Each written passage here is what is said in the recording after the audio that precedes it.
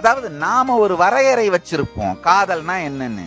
அந்த காலத்துல 70s 80sல எல்லாம் ஒரு துண்டு சீட்ல லவ் லெட்டர்ன்ற பேர்ல எழுதி ஒரு ரோசாவை அதுல ஒட்டி, அப்புறம் 90s 2000 பிகினிங் இந்த லெவல் எல்லாம் எப்படி போச்சுன்னா ஒரு பெங்களூர் ரோசாவும் காடு, அதுக்கப்புறமா அது எப்படி எப்படியோ வளர்ந்து இப்ப எந்த லெவல்ல நிக்குது எனக்கு தெரியல.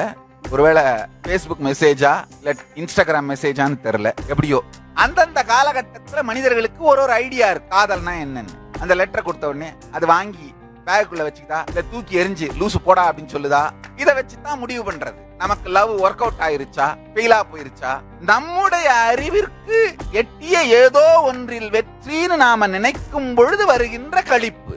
அது வெறும் நிரந்தரமில்லாத சூழல்கள் சார்ந்ததா இருந்தா அழிஞ்சு போயிரும். நிரந்தரமான சத்தியம் சார்ந்ததா இருந்தா ஆனந்தமாக நிரந்தரமா மலர்ந்துரும்.